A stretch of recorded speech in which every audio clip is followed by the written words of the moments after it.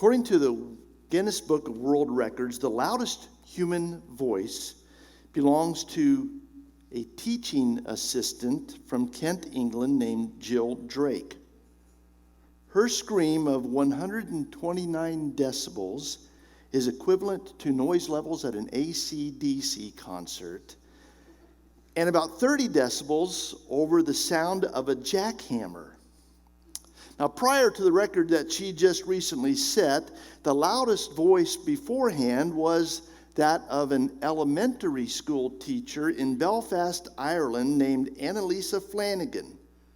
Her shout, recorded at 121 decibels, is equivalent to the level of sound coming from a jet engine. She held that record for over a decade. Why is it that teachers have the loudest voices?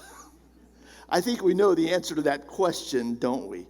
Do we have any spouses or children of teachers or teacher assistants here with us this morning? Raise your hands if you are the spouse of or a child of a teacher or a teaching assistant. We're going to pray for you people that God protects your hearing. Our sermon series is entitled, Did God Really Say? And we are examining some of the lies that Satan whispers into our ears to discredit God in our minds or to undermine God's authority or to shed doubt on His word. The lie we will examine today has been whispered at deafening levels. Satan casts this doubt loudly. Did God really say that He created the earth? The opening verse in the Bible, the very first words in the Bible are these. In the beginning, God created the heavens and the earth. That is a foundational truth. It tells us that God is eternal, that He existed before the beginning of the universe. He always was and He always will be. Time does not apply to God. He is outside of the limitations of time. In fact, time didn't even begin to be counted until the universe was formed. When worlds or planets began to revolve on their axis and rotate and then revolve around the sun, then time could be measured. The universe and the process of planets revolving around the sun and rotating on their axis, that is the very first clock. We began to measure time, or could begin to measure time from that point on. But before that, God always was. That's what it means that He is eternal. Verse 2 of that chapter tells us that the earth in the beginning was without form and void, and darkness was over the face of the deep, and the Spirit of God was hovering over the face of the waters. The earth was formless. In other words, it had not yet been completed. And it was void. That word means empty. In other words, God was not yet beginning the actual process of creating the world as we know it today. God's Spirit dwelt in that formless and void world for perhaps thousands, maybe even millions of years before He began the creating process. The rest of that first chapter of the book of Genesis tells us how God then began to fill the world with light first and then life. And on each day, God created a different form of life separate from the others. And all of this transpired in 1 week's time. Why would the Bible open with those words that we read on the screen and that account of the creation of the world? It's because that truth is foundational.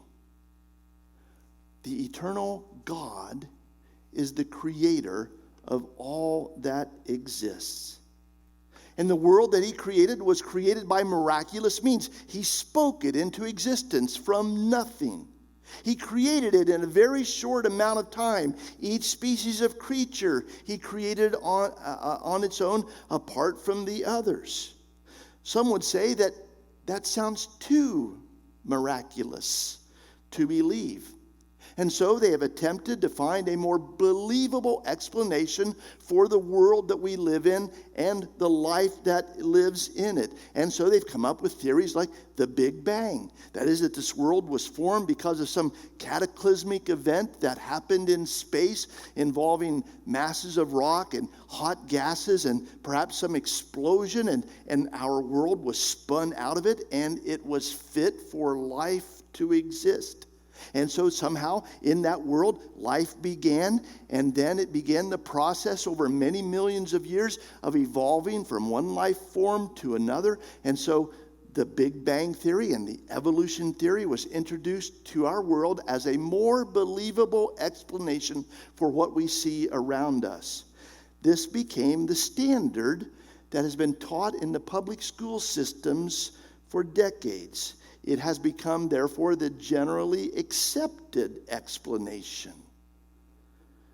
Oftentimes, when I have a discussion with someone about creationism versus evolution, I hear these responses. Isn't evolution a scientific fact? Haven't scientists already proven that evolution is true? Both of those assumptions are false. The Big Bang and evolution are unproven theories. Unproven theories. That is, they are merely guesses at how this world and the life in it came to be and how the various species in this world developed. There is no evidence for either theory. But they have been taught as fact for so long that both theories have become accepted as truth. However, they are both part of the big lie. That phrase, the big lie, was attributed to have been coined by a German by the name of Joseph Goebbels. Joseph Goebbels was the Nazi propaganda minister during World War II. He exposed his office's tactics when he revealed what has been called since his speech, the big lie. He said, if you tell a lie big enough and keep repeating it, people will eventually come to believe it. And that's true. It happens many times. And that has happened in the circulation of these naturalistic theories that our educators pass on to us as to where the world came from and how life developed.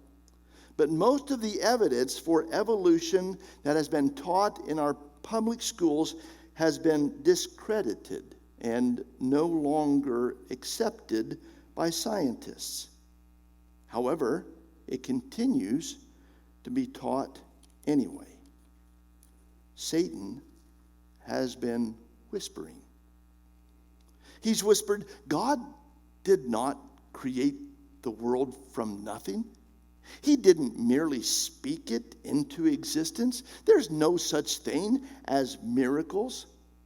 His whispering is a direct attack on the foundational truth that the eternal God is the creator of this world. 2 Corinthians 4:4 tells us that God disguises himself and then he speaks into the ears of people and blinds the minds of unbelievers. In its beginning, the theory of evolution was the result of a search for a new truth. Darwin advanced the theory of evolution in 1859. He began with the premise that there could not possibly be any God, and so there could not possibly be any miracles. He believed that our world only operates according to the natural laws, the laws of nature that exist within it. Those laws that can be tested and proven and perhaps even reproduced in experimentation. He believed that those laws can never be suspended nor superseded by anything of a supernatural or miraculous nature. He believed that any explanation for what exists that includes either God or miracles was unscientific and superstitious. Evolutionary theory teaches that all life forms have a common ancestry, a single cell organism, which later evolved into a simple multi-cell organism. And those simple organisms over much time slowly evolved up the life form ladder into species that we would recognize today. Fish became amphibians, and amphibians became reptiles, and reptiles became birds and mammals. There are two primary problems, I find, that haunt this theory. The first is there is no evidence of evolution in the fossil record. Over millions of years, the evolutionists tell us that there has been an evolution of life from one species to another, from one life form to another, up that ladder. And if that is the case, there would certainly be in the fossil record evidence of these transitioning life forms as something evolved from one life form to another. But no transitional life forms have ever been found in the fossil record. We call those transitional life forms missing links. You've heard that term, haven't you? They're called missing because they've never been found. They're called links because they're supposed to be the transitions from one species to a higher species. But they've never been found. And Darwin himself admitted that this is a problem to his theory. However, Darwin predicted that the future discoveries would unearth those fossils and we would find those missing links. But over 150 years after Darwin made that prediction, and over 1 million archaeological finds later, no missing links have ever been found. There's a second primary problem I find with the theory of evolution. These kinds of species to species changes would require a change in the DNA structure over and over again of all of these life forms. DNA is a line of molecules that exist within every cell of every person's body. They are a genetic code that tell us what we are going to look like and what abilities we will have. All humans have different DNA from one another. All humans have different DNA from various other animal species, and all animal species have different DNA from other animal species. They contain a code for building our bodies, all the information needed for every part and every feature of our bodies. It's like a computer code written to program a computer and to perform certain functions. Bill Gates said DNA is like a software program, only much more complex than anything we've ever devised. If you were to happen upon a laptop computer and you opened it up and were able to get into it and found that it could perform thousands of complex functions at the touches of various combinations of buttons, you would assume that it had been programmed by a very intelligent engineer. There must be some intelligence behind that complex system. But our human brains and our human bodies are much more complex than a laptop computer. There must have been an intelligent designer. And if in fact we did evolve over thousands of centuries into more complex life forms, who was it that was constantly reprogramming each species' DNA to remake new bodies and give new abilities? Francis Crick, who discovered DNA, said this: "An honest man, armed with all the knowledge available to us, could only state that the origins of life appears to be a miracle." The scientific world has criticized Christians for never being able to give any evidence that there is a God, and for believing in miracles, things that happen outside of the laws of nature.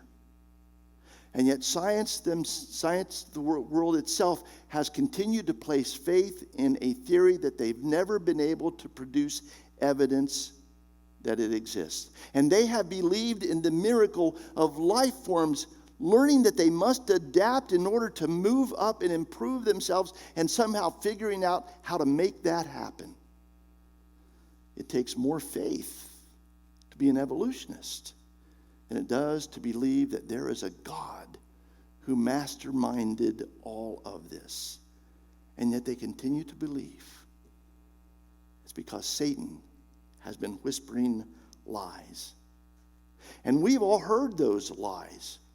You've probably learned the same things that I learned in junior high school and in high school in our science classes. You saw the same things given as evidence of evolution and believed that those really existed just as I did. All of us were influenced by such things as Ernst Haeckel's embryo drawings. You might remember seeing this. He shows working from the far left to your right, a salamander, a human, a rabbit, a chicken, and a fish. And he made the point that all of these embryos are so similar, and he cited that as evidence that we have a common ancestry, because in our developmental stages, we all look alike no matter what the life form. And I remember studying that and thinking, wow, how could you deny that? It's right there.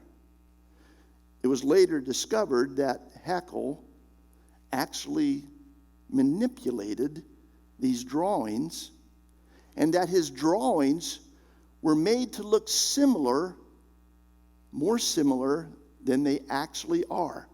Let's compare those with the real photographs of those same embryos taken at the same stage that Haeckel said these top ones were. There below are the salamander and the human and the rabbit and the chicken and the fish. They don't look very much like the representation that Haeckel gave us, and yet we were influenced to believe that evolution must be true. There was other evidence. You probably remember studying that there are gill slits in human embryos, as this next slide shows. The gill slits there of the human embryo on the right and the chicken embryo on the left. And again, this was given to us as evidence that we all have a common ancestry, and that ancestry goes back to that the only life form at one point was fish, and then we evolved, but we still show evidence of that our ancestry. And we were taught that most life forms in their embryonic stage have these gill slits. It was later discovered that they aren't gill slits at all. They're merely folds in the skin as the head is bowed over in the embryonic stage. And so no scientist actually purports that these are gill slits pointing to a common ancestry. And yet we were taught that as a fact. And perhaps you remember this picture of Java Man, right? It was discovered, some bone fragments were discovered by a French archaeologist and scientist named Du Bois, and he, from those bones, drew this representation of what he called the missing link between primates and humans. And you can see there it's got the low forehead that slopes back, the prominent jutting jaw, and the shallow but widespread nose, very similar to the way an ape or a gorilla looks, showing some perhaps transition between those primates and humanity. It was later discovered that the bone fragments that Du Bois uncovered was a part of the top of the skull called the skull cap. Not the entire skull, just a part of the skull, and one leg bone and 3 teeth. And that was it. And they weren't all right next to each other. They were scattered over a wide area. And yet from those few bones that may not necessarily have even come from the same creature, he came up with this drawing, completely manufacturing something that would portray his belief. And many were convinced.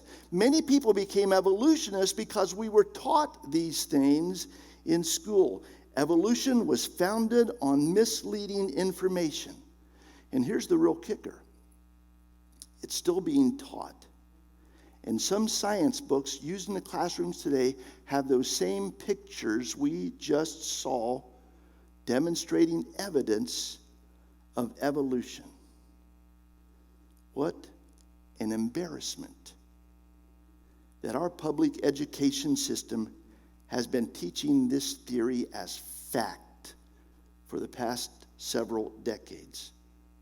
Especially when the evidence was exposed as being manipulated and misleading. The theory of evolution is unsubstantiated and based on nothing but speculation, and yet it is taught as science. Oh, at first the public schools were fooled along with the rest of us by scientists who were biased and mission-driven to disprove creationism. But now that the initial evidence has been discredited, why are schools still teaching this as truth? Fool me once, shame on you. Fool me twice, shame on me. And shame on our public schools for perpetuating the big lie. A growing number of scientists are rejecting the theory of evolution, not because they are people of faith, but because they are doing what every honest scientist is supposed to do. They are following the evidence. They are going where the evidence is pointing and beginning to consider an intelligent designer might have been behind all of this. About 20 years ago, 100 highly respected scientists from some of the most prestigious universities in our nation published a 2-page ad in a national magazine entitled A Scientific Dissent from Darwinism. Why is all of this important to us? It's because if this planet did emerge from some space accident, and if life did begin as merely happenstance and then evolved in some lucky random process, then we are just here by coincidence. Our life is not part of some great plan. Therefore, life has no purpose and no meaning, and we have no future beyond it. The Apostle Paul worded that kind of despair this way in 1 Corinthians 15:19. If we who are in Christ have hoped only in this life, and that is all there is, then we are of all people most miserable. But if we were created, then we were planned. We were wanted. We are loved by that Creator. There is a purpose to our being. We are part of some great scheme, and what we are doing here today relates to it. We do have a future beyond this world, and our creation does not end with our death. Let's read God's assurance to us of that in Isaiah 43, verses 2 through 7. Don't be afraid. I redeemed you. I've called your name. You're mine. When you are in over your head, I'll be there with you. When you're in rough waters, you will not go down. When you're between a rock and a hard place, it won't be a dead end, because I am God, your personal God, your Savior. I paid a huge price for you. That's how much you mean to me. That's how much I love you. I'd sell off the whole world to get you back. Trade the creation just for you. So don't be afraid. I'm with you. I'll round up all your scattered children and pull them in from the east and the west. I'll send orders from the north and south. Send them back. Return my sons from distant lands, my daughters from faraway places. I want them back, every last one who bears my name, every man, woman, and child whom I created for my glory. I personally formed and made each one of you. And God is calling. He's calling you to find him. He's calling you to come to him. He's calling you to fulfill the purpose for which you have been created, to be in relationship with him as your heavenly Father.